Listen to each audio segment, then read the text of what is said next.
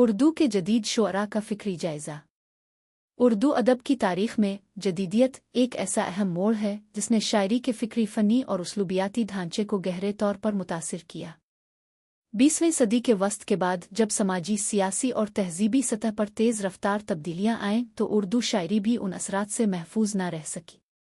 جدید شعراء نے روایت سے رشتہ مکمل طور پر تو نہیں توڑا، مگر اس کی اثر نو تعبیر کی اور شاعری کو فرد کی باطنی کیفیات، وجودی کرب، سماجی الجھنوں اور فکری بحرانوں کا ترجمان بنا دیا۔ یہی وجہ ہے کہ جدید اردو شاعری محض جذباتی اظہار نہیں بلکہ ایک فکری تجربہ بھی بن گئی۔ جدید اردو شاعری کا پس منظر۔ جدید اردو شاعری کی جوڑیں برصغیر کی سیاسی اور سماجی تاریخ میں پیوست ہے۔ آزادی کی تحریک، تقسیم ہند، نوآبادیاتی نظام کا خاتمہ، صنعتی و شہری ترقی اور مغربی افکار کا اثر، یہ سب عوامل اردو ادب کو ایک نئے فکری دور میں لے آئے۔ ترقی پسند تحریک نے ادب کو سماجی حقیقت نگاری اور طبقاتی شعور سے جوڑا، مگر وقت کے ساتھ ساتھ اس کی بعض سخت گیر نظریاتی حدود پر سوال اٹھنے لگے۔ اسی پس منظر میں جدیدیت نے جنم لیا، جس میں فرد کی داخلی دنیا، تنہائی، بے معنویت اور وجودی مسائل مرکزی موضوع بن گئے۔ جدید شعراء کا فکری مزاج۔ جدید اردو شعراء کا فکری مزاج کئی جہتوں پر مشتمل ہے۔ فردیت اور داخلیت۔ جدید شاعر کے نزدیک فرد محض سماج کا ایک پرزہ نہیں بلکہ ایک مکمل کائنات ہے۔ اس کی خوشیاں، غم، خوف، اضطراب اور سوالات شاعری کا اصل مواد بن گئے۔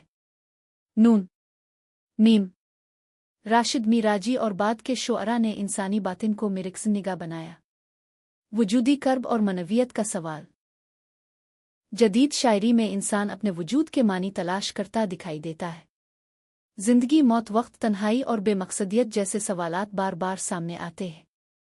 یہ رجحان مغربی فلسفے وجودیت کے اثرات کا نتیجہ بھی ہے۔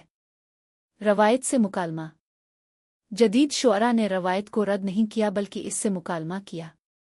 کلاسیکی استعارات، علامات اور ہیئتوں کو نئے معنوں کے ساتھ استعمال کیا گیا۔ علامت اور تجرید۔